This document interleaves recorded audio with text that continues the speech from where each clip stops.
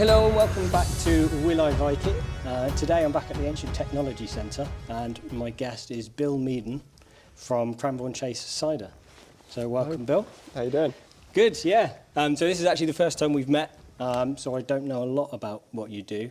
So perhaps you can sort of introduce your company and how you got started. Yep, okay, so I've been making cider as Cranborne Chase Cider for 11 years now. Started as a bit of a hobby, really. And there was an orchard up the road, apples used to go to waste, and it just seemed a shame to see them rotting on the floor.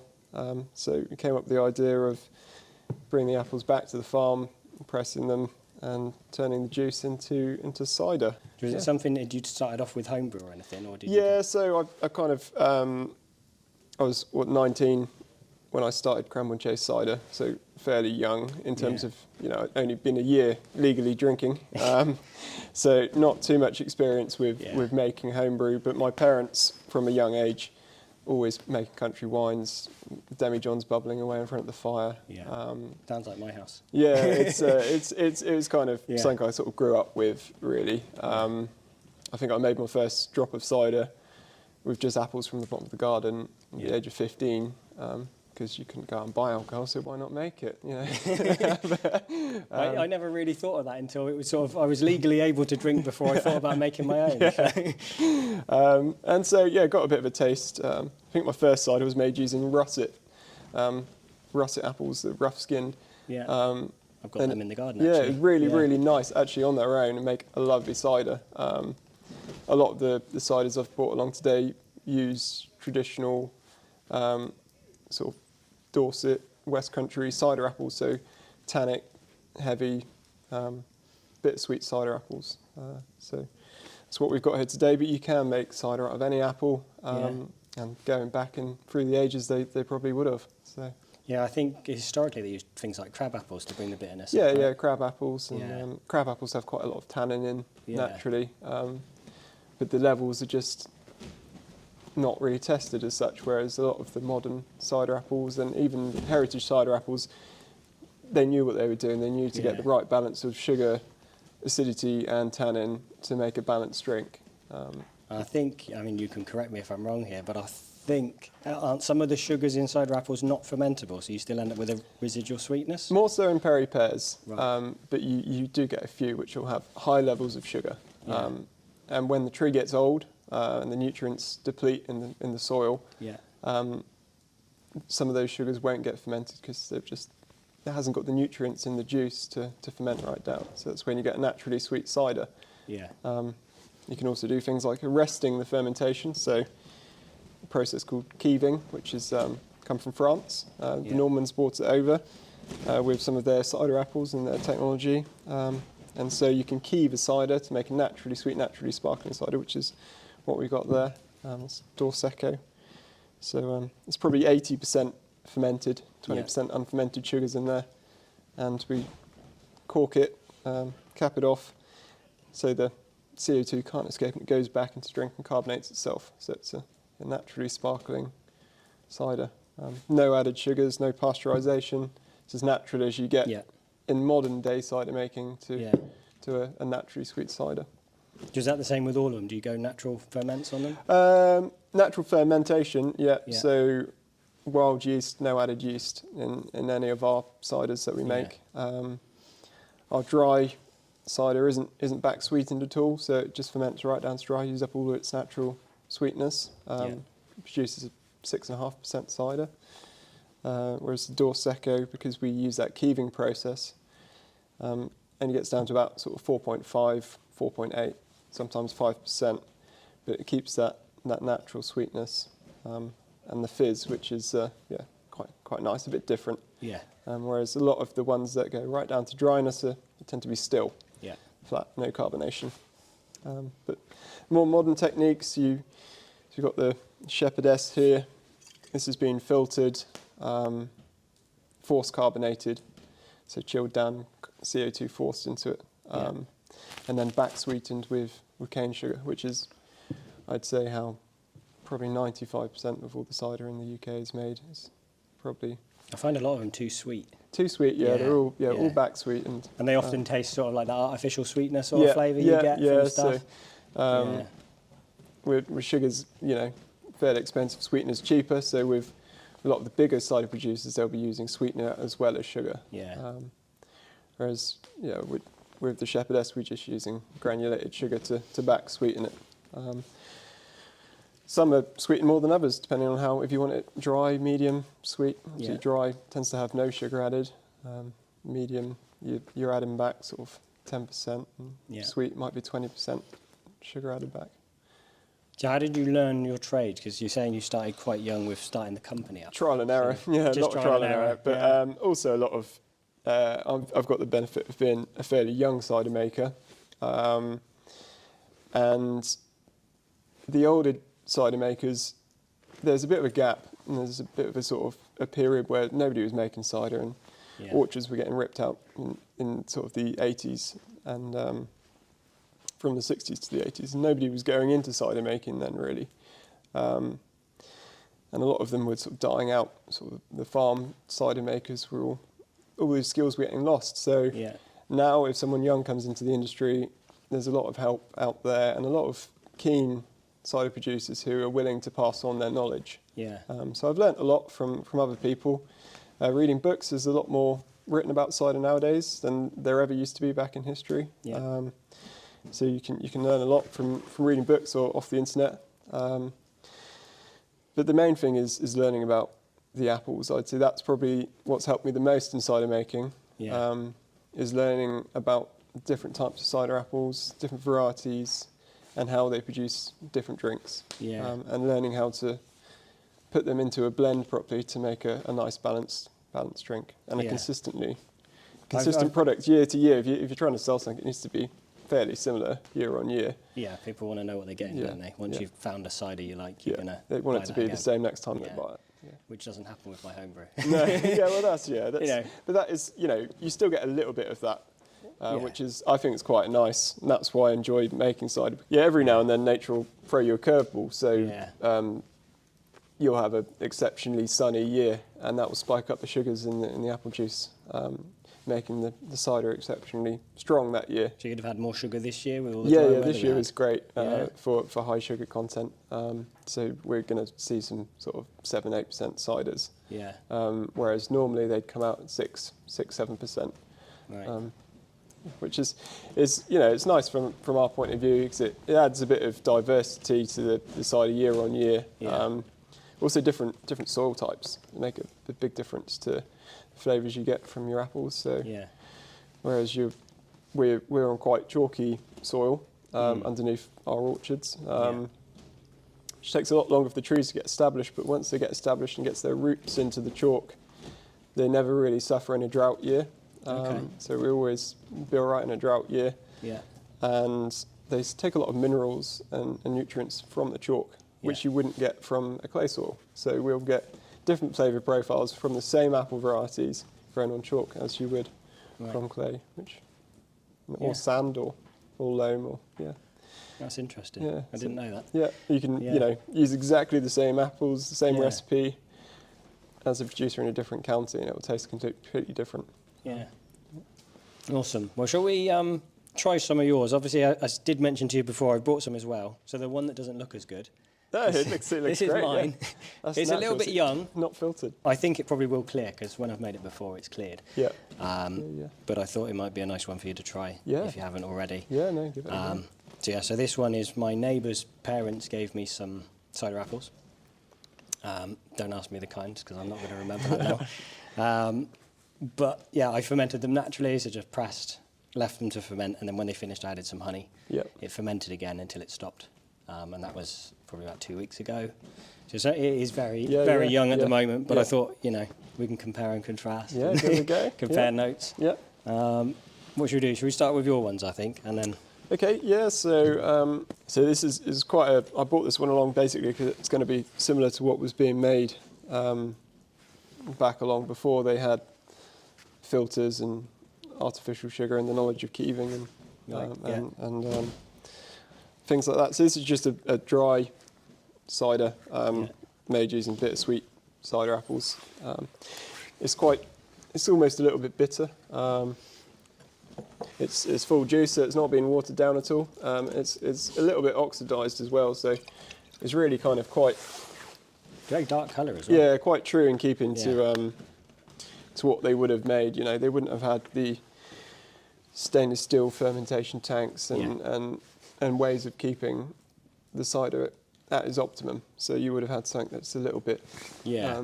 There's no nasty. It's not sort of starting to turn to vinegar at all, but it's just darker, deeper flavours. This is from 2021, so it's not the same as 2022's dry. Each year, it's sort of. Yeah, sure. I'm still tweaking some of the recipes to Yeah. get them how I want. The dry is one of them. I think I've pretty much capped off the shepherdess. Now that goes out in our kegs for pubs and stuff. And the Dorset, I'm quite happy with the recipe in that as well. Yeah. But yeah, the dry is one I'm still sort of working on. Even 11 years on, you only get one shot each year to Yeah. play around with different recipes. So Yeah, sure. Yeah. Let's give this one a go.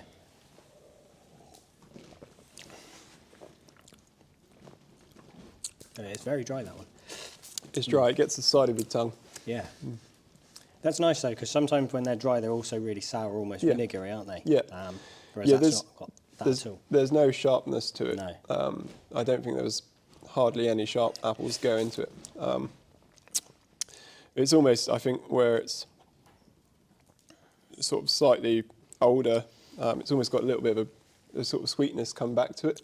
Yeah. Almost like a bit of a brandy sort of edge to it, where it's gone so dark, which isn't really, it's not a commercial trait that I'd want to be putting forward, but it's something to showcase Yeah. how it would have been done and what you would have.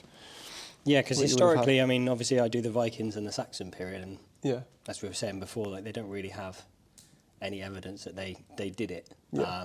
But then most of our evidence comes from the written record, yeah, which is, the Yeah. church were writing stuff down, yeah, but they're importing, grapes and wines from Rome because they can afford to do it. So your Yeah. day-to-day person, they wouldn't have been interested in what Yeah. the farm workers and the everyday.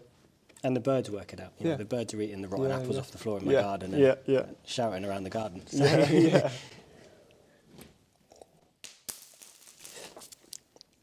it might be a good one for to make a Saxon cider, Yeah, sort of like a mulled one. Yeah, yeah. But Oh, with definitely. herbs and things. yeah, And because I add honey to it, obviously the drier, sweetener, the drier yeah. one. Yeah, yeah. So if you don't mind, I'll stick some on the fire Yeah, whilst yeah. we're chatting. Yeah, yeah. And we'll Get mull it up get and see how mulling. it compares. Yeah. No, it's definitely a good one for that.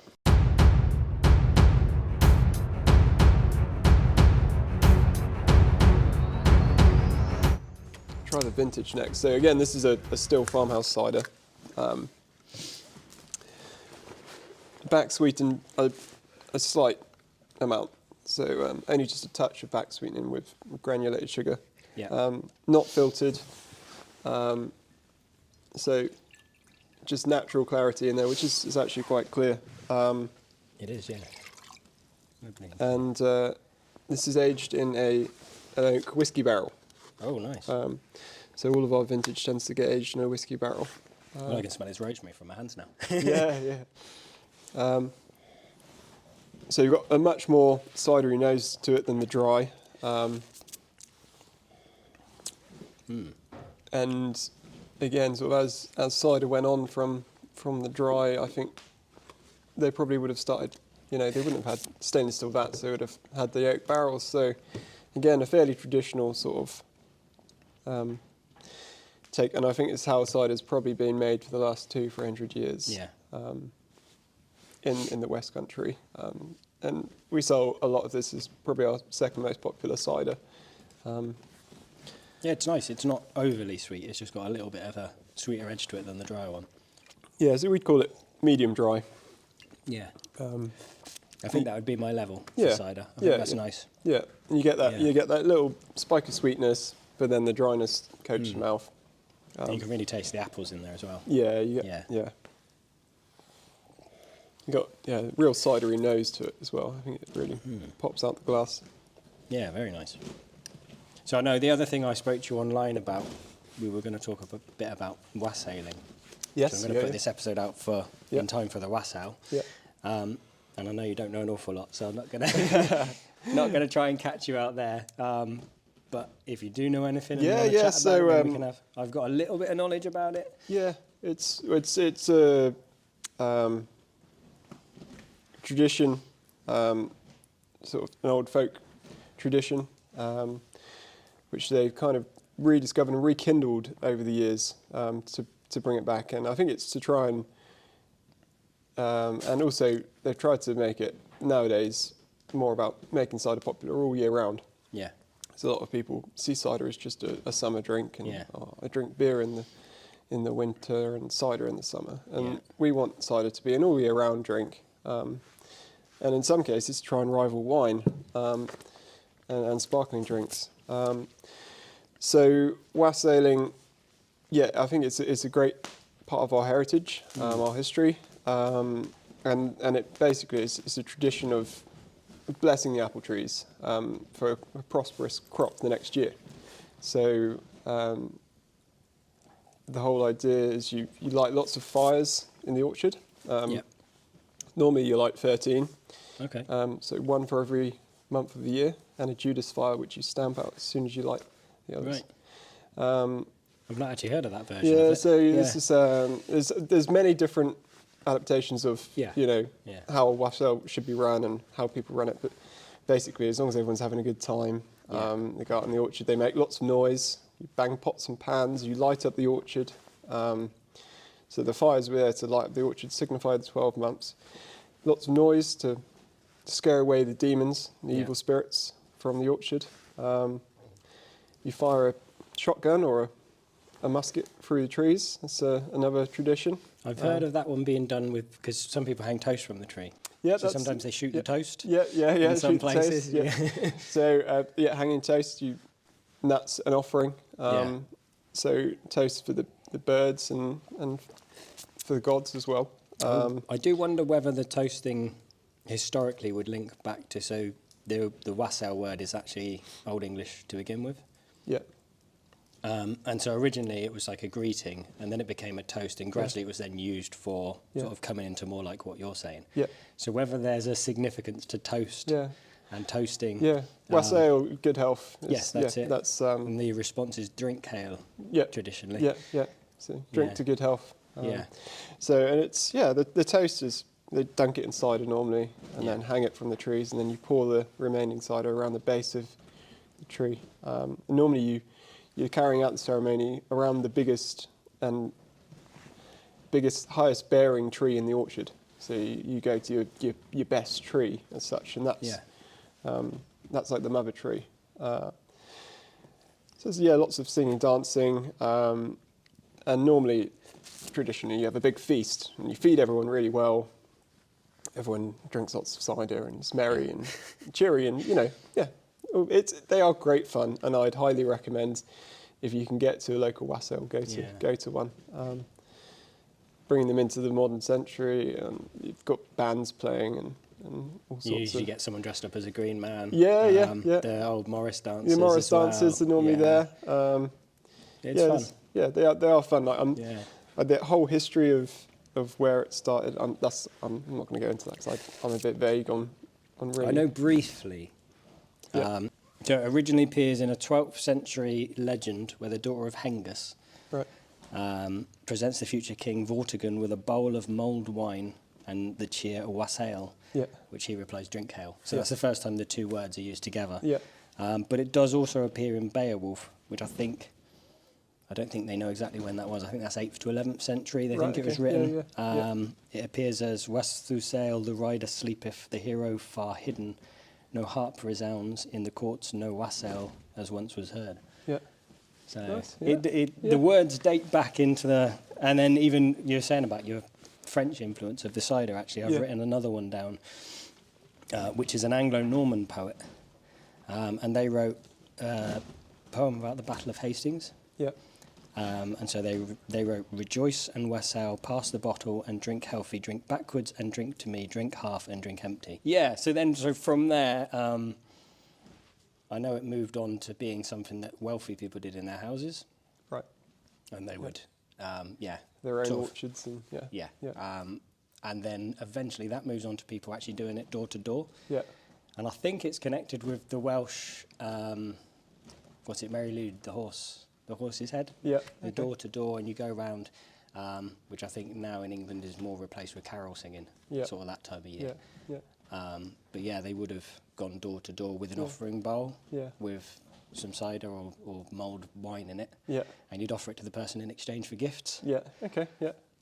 So yeah, it's kind of progressed to that, and then, like you say, it died off for a while, I Yeah. think, and then Yeah. it's had a more. It's rekindled. I think that people have gone back into it. I think paganism's gone back up though, hasn't it? Yeah. It's one of the Yeah. most sort of Yeah. popular things at the Yeah. moment. Yeah. Yeah. Yeah, which is And yeah, offering to the gods for a prosperous year. So yeah, I'm all up for wassailing. You know, if it brings Yeah. me more apples and a good reliable crop, so I'm happy with that. So, I also see it as mindfulness because so I'm not religious in any way, but even sort of people that are heathen and things and sort of make toast to Odin and Thor, to Yeah. me it's that stopping and being thankful for what you've got, for your food, for your Yeah. drink. Yeah. You know, even with Christianity, they do Yeah. the same thing. Yeah. But if Yeah. you take away God, to me, it's just stopping for a moment and saying, well, hang on. appreciating Yeah. what we've got. And so giving Yeah. something back to the apple tree Yeah. is sort of like acknowledging that, Yeah. if you like. Exactly, yeah. And yeah, it would be the same with if you made a toast to Odin. Yeah. And you pour some mead away. You're Yeah. not wasting the mead. You're Yeah. being mindful that this mead is valuable. Yeah. And so we're gonna. Yeah. Yeah. That's how I see it. Yeah.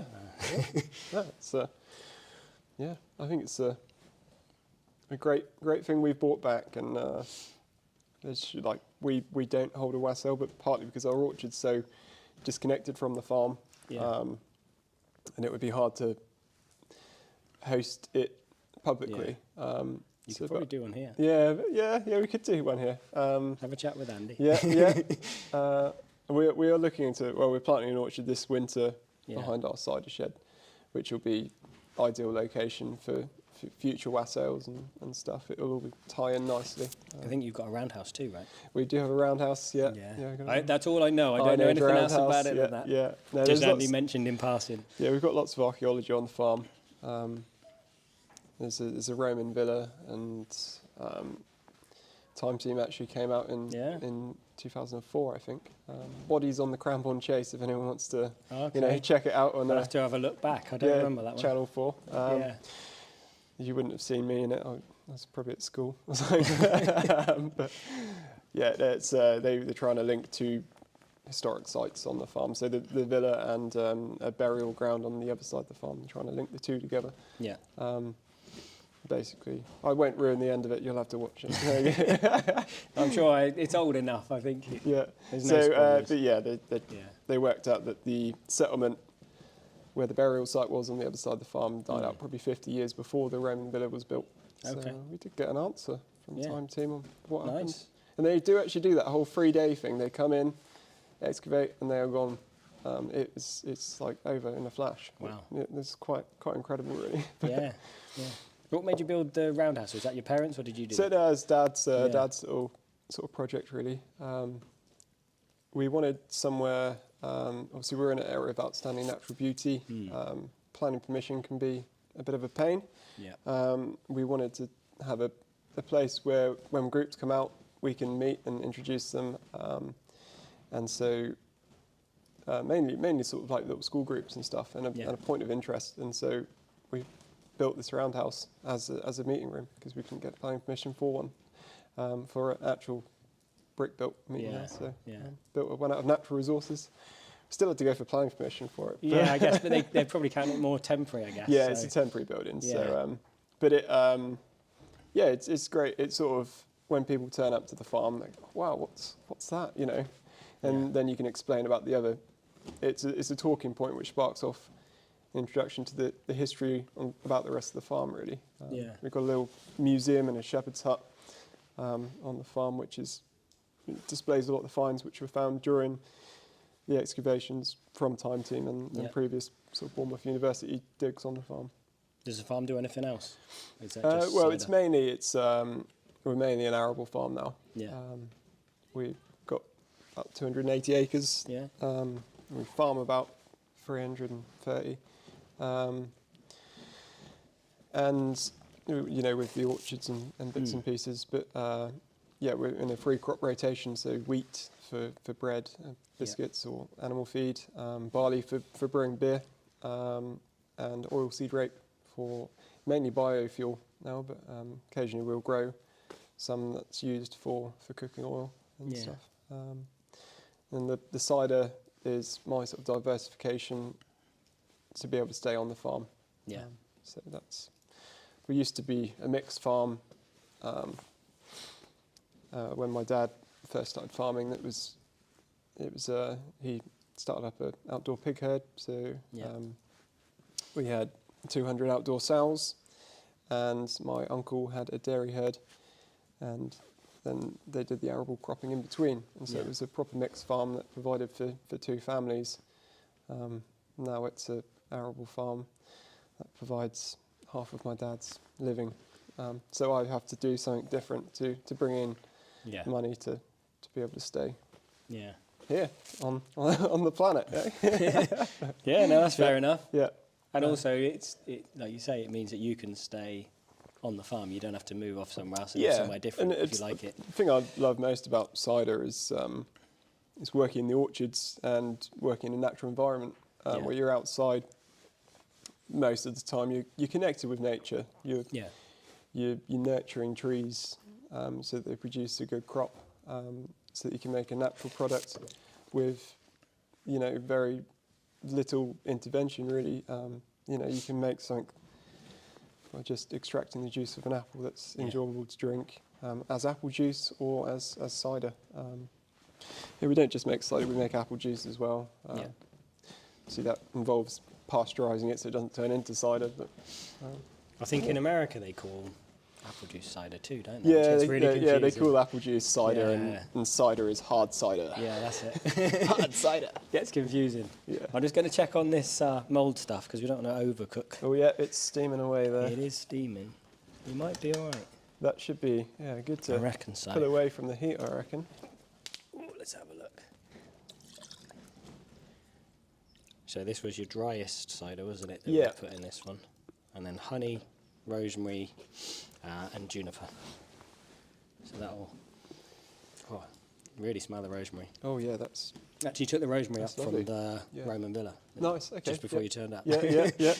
So it's freshly picked. Freshly picked rosemary. Well, it's not massively hot, but that's sweetened up quite a bit. Oh yeah. Yeah, the honey's definitely doing its job there, isn't it? Slightly medicinal with the rosemary. Might be too much rosemary, maybe. Yeah. It's nice though. It's a pleasant drink. It's I think it's all about experimenting. And whenever I've made mould cider, I just chuck the mould spice in and a few cinnamon quills, and occasionally chuck in a glug of gin or whiskey or brandy or something, just to absolutely. Make it even stronger. Shall I cut you some cake as well? Yeah, let's that's go hot for on it. that Yeah. But no, that rosemary, it's lovely. It lifts the nose. It makes it much more. Different flavour to it. Yeah. So this cake is based on a German apple cake, but I've substituted. My wife's got a dairy allergy. Yeah. So nearly every time I make a cake, I put wine or mead in instead. Yeah. Because you're only adding a tiny drop. It's not a lot. Just to moisten it up. But I did make this hastily last night, so hopefully it's all right. It looks lovely. If anyone wants the recipe, it's in one of my cookbooks. This is a shameless plug. So yeah. Look at that. That's. I was making this about 10 o'clock last night. It's good. It's got a good amount of sort of moisture in it. So rather than the mead, with this one I've added the Cyser, which is one I'll get you to try in a bit.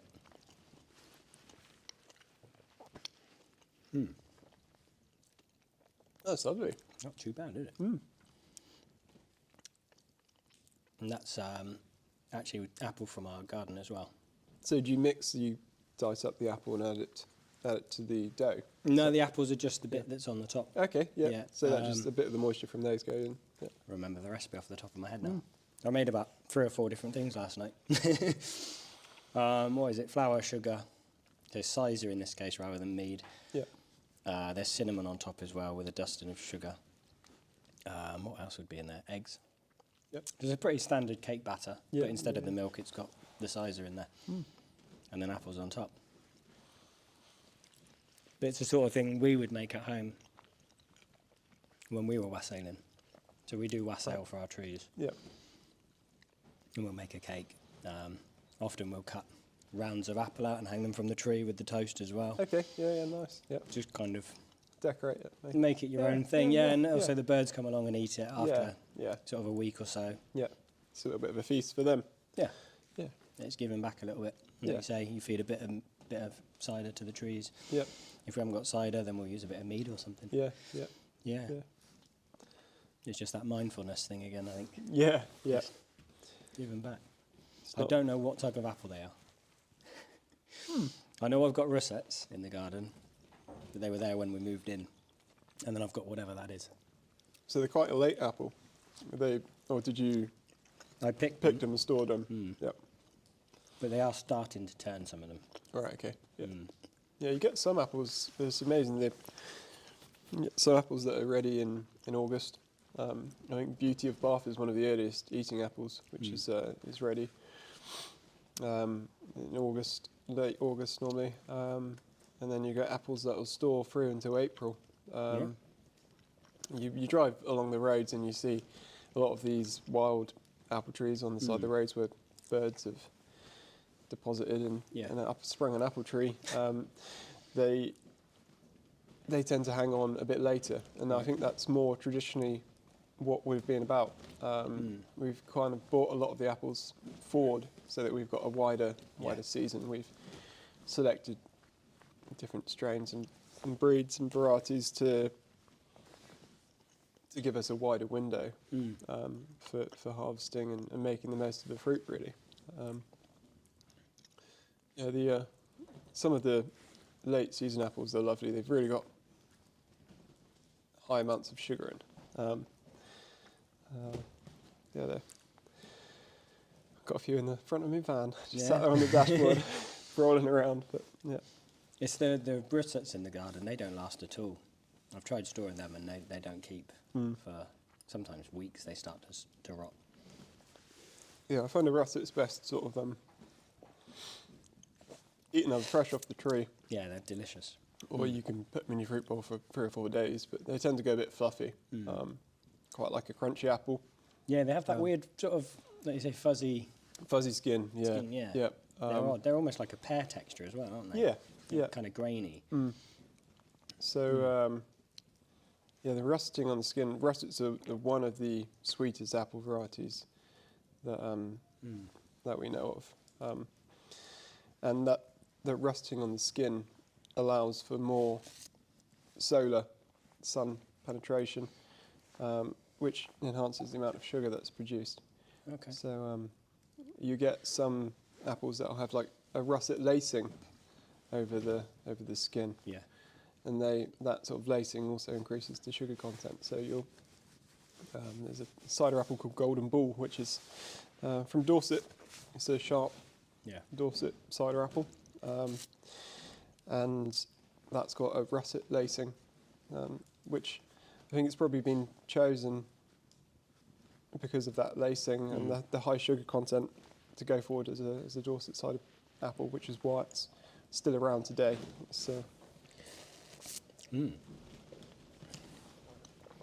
It's quite drinkable. Yeah, on a definitely. Saturday afternoon. Yeah.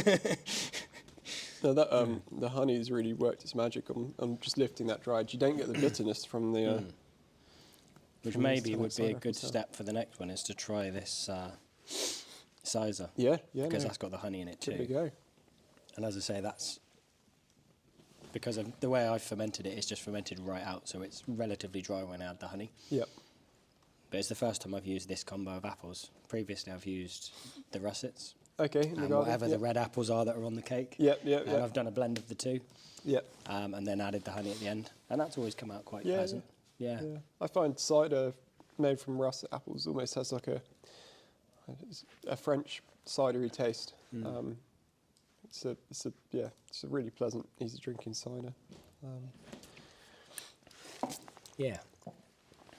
Let's just So apologies, it's a little bit younger than I would normally drink it, but I didn't know whether it was something you would have tried before, so I thought it would be nice to bring it along. The cork's not fired out, so it can't be that young. It's not too bad. It's not lively. Yeah, it's not. No, it's definitely stopped fermenting. Yeah, I checked it over a few days. Yeah, but it's just, usually I find it, I mean, I haven't tried these apples, but usually over time it clears naturally. Yeah, yeah. So probably by spring, summertime, it should be a bit more drinkable. Yeah. But I have tried this one, and it's not too bad, to be honest. So so how much honey do you add in comparison to cider? Do you measure it out, or do you just do it by? No, I did work it out first. So what I based it on was more of, do you know what a braggot is? No. So a bragot's another historical drink, which is like somewhere between mead and ale. Okay, right. So basically, you brew your ale, but it's got extra sugar in there. Yeah. So it ferments to sort of 8-9%. Okay, yeah. So I based my maths off of a braggot that I made before. Recipe, yeah. Yeah. So I think what I did was, there's about 6 gallons of juice. Yeah. And there's about 12 jars of honey in there. Okay, yeah. You know, your standard, what are they, 340 grams? Yeah. Yeah. Yeah, and so that's what that is there. Yeah. And then just left it. And as I say, the fermentation had died completely off. Yeah. As soon as you add the honey, within a day it's foaming again and it's back. Yeah. They've got the sugar that they need and they're off again. Yeah. Yeah. So very much based on a braggot. I don't know historically how far back it goes, as Cyser. Yeah. That's you got that cider smell, real good cider smell, but then you get, it's almost like I'd say it's like a medium cider. It's not definitely not a dry cider. No. Or cider. But it's still got quite a tanginess from the apples. But yeah, it's got that sort of that bit of sweet bite to the back of your throat a little bit. As I say, I was given the apples, but I think they were a combo of sweet, medium, and dry. Yeah, it's a bit tannic, sharp. Yeah. And so that's ended up where we have, because not being a producer, I didn't know what to do with it. So I'll just do a blend of all three, and it should come out balanced. And that was cider apples picked and pressed in October, roughly, probably. God, when was it? Might have been November. I think they got them to me quite late in the end. Oh yeah, yeah. As I say, they come from my neighbour's parents. Yeah. And they had to drive down with a big dumpy bag. Yeah. Stuck it in the back of the car. Nice. Yeah.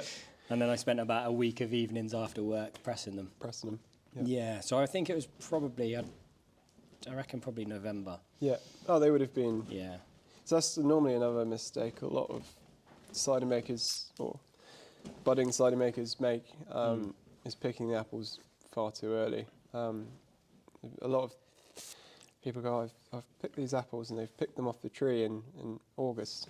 And I'm like, well, that apple's not ready until November. So you're going to have a very starchy product. Yes, would you have less sugar if you pick them? Yeah, that's it. You have less sugar and a lot of sediment. And normally really dark juice because everything's oxidized so quickly. I often pick the ones up off the floor that are already rotting. Yeah, press them. It's the best way because if it's fallen off the tree, it's ripe. If it's sat on the floor for a few weeks, it's nice and soft.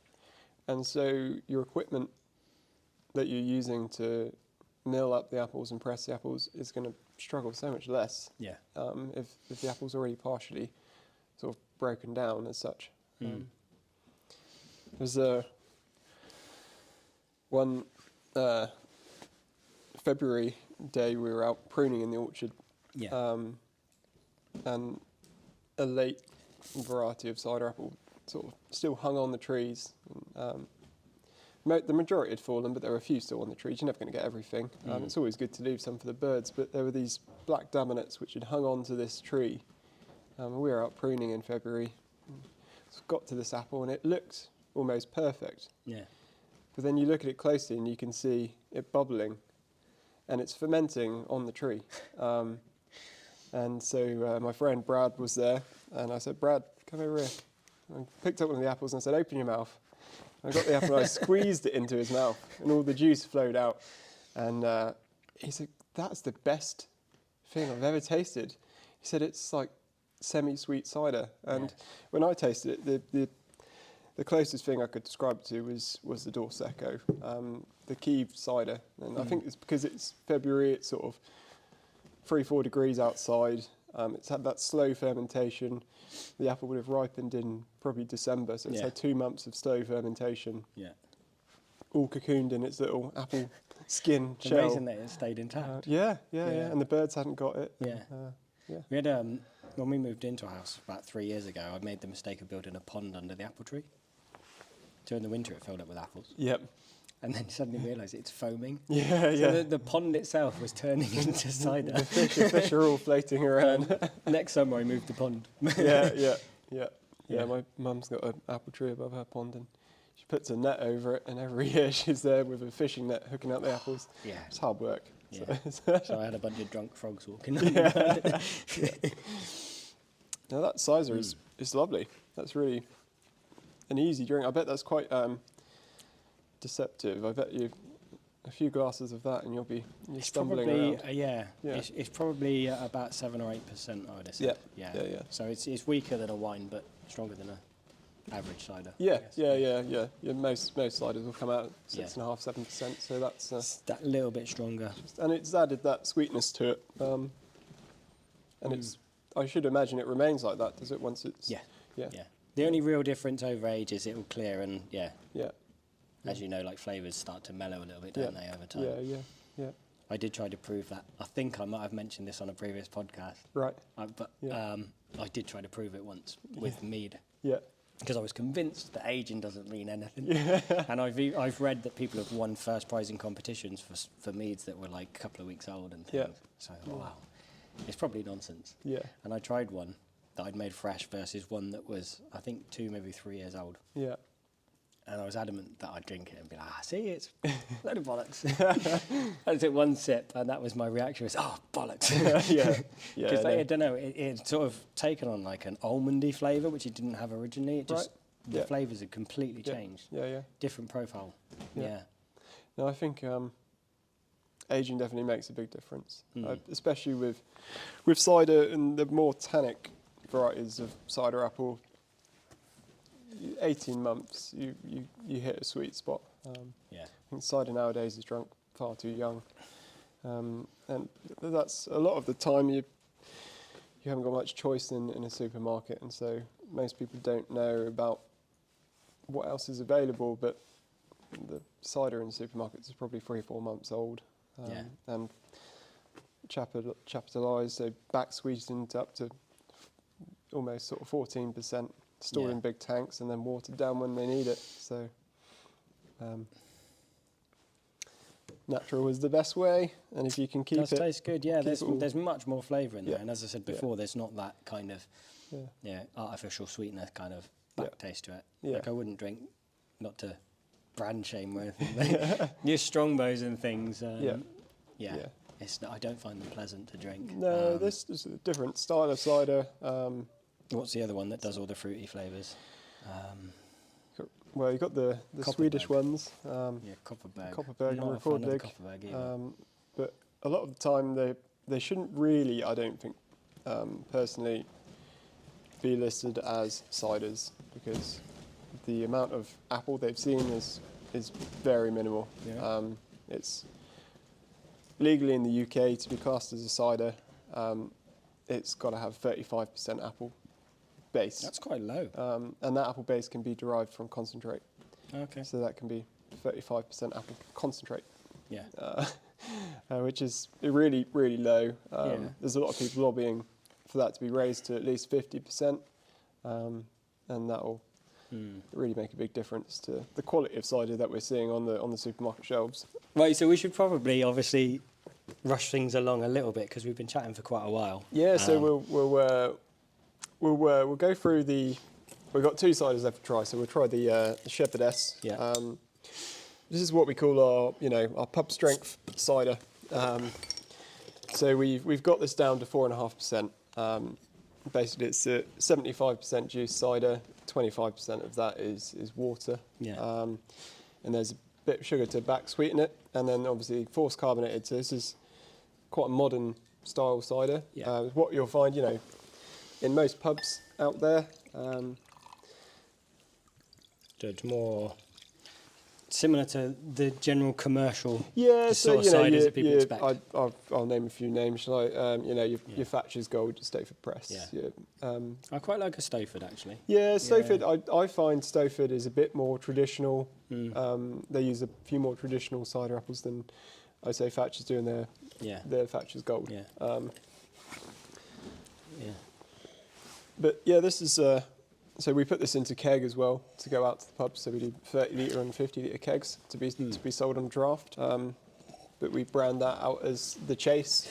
And obviously this is Shepherdess. So it's 4.5%. Yeah.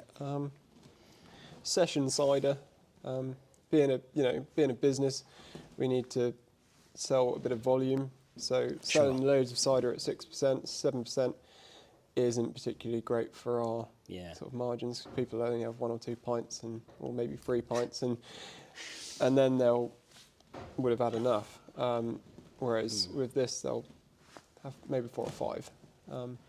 It's the same with the mead actually. My friend who makes mead makes a session mead. Yeah. Which is lower strength, so you can so you have drink a more. few. Yeah. So it's it's about drinking responsibly.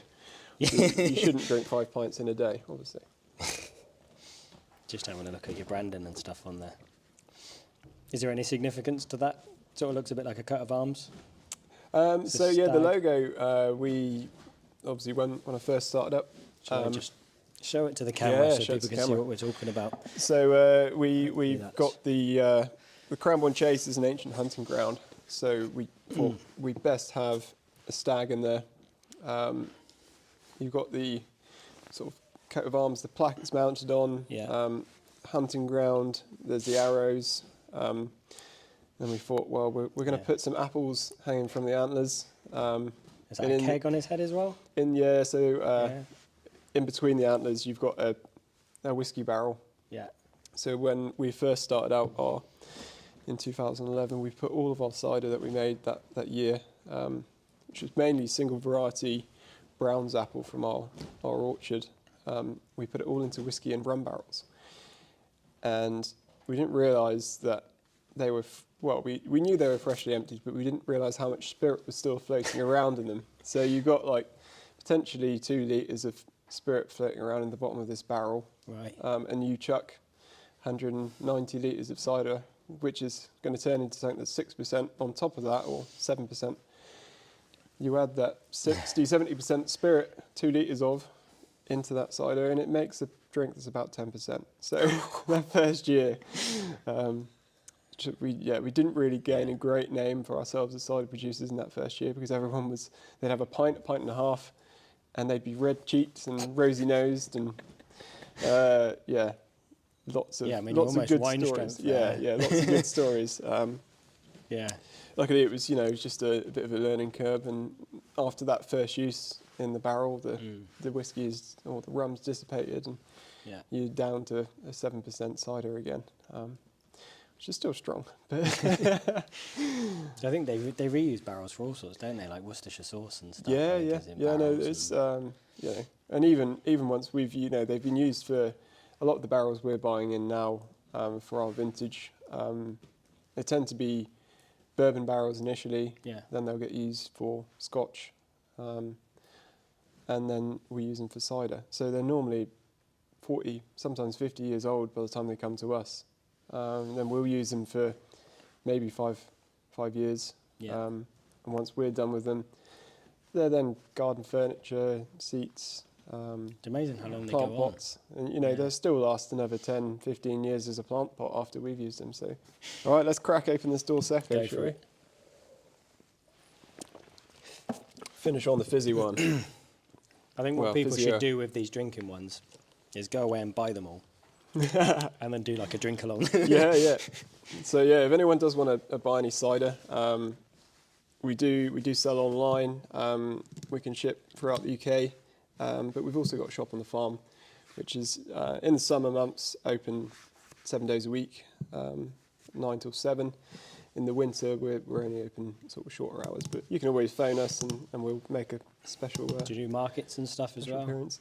Not too much. Do a few festivals and events. I think you've done some stuff here at the ATC. Yeah, we do a few things at the ATC. I think you've sort of been sat around the corner there. We normally do like the Apple Day in September. Right, and But yeah, I'd say sort of we sell 1/3 of our cider through our farm shop. 1/3 goes out to festivals and events in the summer, and then the other 1/3 is probably pubs and little local village shops and stuff. So it's all fairly well balanced at the moment. Right, pop. Oh, nice sound. There we go. So yeah, you've got a nice sort of That's a nice fizz on that. foamy fizz. So it's, 4.6%. And this was bottled, cider from 2020, which a lot of you will remember as a terrible year. But for apples, it was a really good year. We had lots of sunshine, which made some really nice fruit. We had a good crop, and it's made some excellent cider. So, chin chin. Cheers. Or wassail, we should Wassail, yeah. Oh, that's got a lot more of a fizz to it than the last one. Yes, it's because of its process, it's very carbonated, so it's heavy carbonation. Yeah. But it really kind of lifts a lot of the flavours off your tongue. It bounces around. There's quite a lot going on with that. It almost goes sweet. You get the fizz and the sweet, and then it sort of dies back to a dry. Yeah. You get the bittersweet tannins. Yeah. Landing Kind on of your almost tongue at the rolls end. around your mouth a little Yeah. bit. Yeah.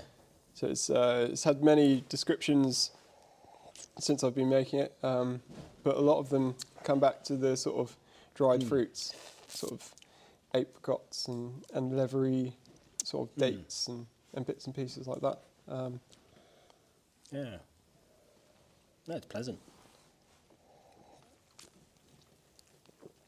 So it's almost like a hybrid between a cider and an apple juice. 'Cause it's still got that fruity freshness that you get from an apple juice that you don't get from a drier cider.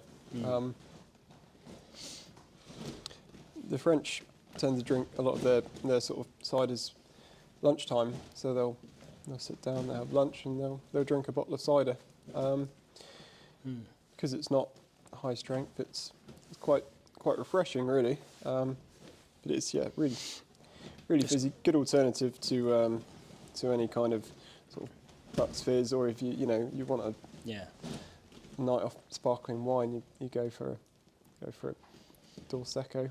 So there's a couple of questions just to wrap up that I ask everybody. Yeah. No pressure, they're just for fun. So the first one is, do you think you could survive on a Viking age diet? Oh. Yeah, I'd give it a go, I reckon. Yeah? Yeah. Give it a go. I think so. Yeah. I guess it's difficult if you don't really, that's not your area, so it's a bit of a mean question. No, for well, someone like as yourself. long as there was apples. They had apples, but they would have been smaller, like crab apples and things. Yeah, a belly full of crab apples might be not so pleasant. Yeah, I don't know. And then, whether they would have fermented them, we'd covered that earlier. Yeah, we're not sure, are we? But there'd be some good things, They made mead and lots of meat. So your meat would be kept for your milk and your wool and things, and then in the winter you'd slaughter the animals. So you'd be mostly a vegetarian for a lot of the year. But there'd be cheese. Maybe. Yes. Yeah. Cheese. Yeah, they would have made cheese. Yeah. I think in the earliest, so even pre-Vikings and Saxons, and I don't know if it was an accident, but they realised that by fermenting milk, you made it edible. Yeah. Before that, they couldn't have milk. Yeah. So we've kind of over time evolved to get Stomachs that, have developed. to be able to take a cow's milk or a goat's milk or whatever. Yeah. Well, I'd be fine then. Yeah, cheese, meat, Lots of cheese. apples. Yeah. Even if they're small and sour, it'd be fine. Yeah. So the follow-on tied-in question to that is whether there's anything that you'd miss. Well, if you've just got, there wouldn't be much sugar in your diet. You'd have honey, but probably mainly for mead. Yeah. You might have malt extract from beer. Sought after, wouldn't it? Though it'd be for making. It's difficult to know, isn't it? Because whether they had less of a sweet tooth back then than we do, or whether essentially we crave sugar and they probably did too. If they could get it, it probably tasted good. Yeah. It's a tricky one. So sugar, and I think you just your bulky foods. Yeah, they would have had bread, wouldn't they? Which would do carbs. Yeah, mostly flatbreads. Flatbreads, But wealthier people would have had access to like a clay oven to make sort of loaves of bread. Yeah. Yeah. Later in the period, they did have bakers and things as well, so you could actually buy your loaf. You wouldn't have your pasta and your potatoes. No potatoes, You wouldn't have tomatoes, chilies, all Yeah. gone, Oh, chocolate yeah. gone. No bell peppers, no nothing like that. No. Pasta's an interesting one. I'm going to do an episode about it because whilst they didn't have it, Yeah. or at least we don't know they had it, Yeah. essentially it's eggs and flour. Yeah, so Or it could have sometimes been, water and produced, flour. couldn't it? Yeah. And they were making things like dumplings, so, Yeah. but I won't go into it because yeah. that's for another time. Yeah. But yeah, So, you know, there's a few things I'd miss, but I think you'd be able to survive. Yeah. sounds like the more starchy stuff, potatoes, Yeah, pasta, that's what the keeps you carbs. going, isn't it? Yeah, absolutely. I get hangry, so. Yeah. All right, so where can people find you online? Are you on Instagram? Yeah. We Yeah. do Instagram, Facebook. I'm not very good at Twitter. I do have a Twitter account, but Same thing for me. I don't really use it. You can email me, and you can phone me up. You can just call in and see us. But yeah, Instagram, I'll post up things and normally get shared to Facebook. Yeah. Tend to post up most things on Instagram.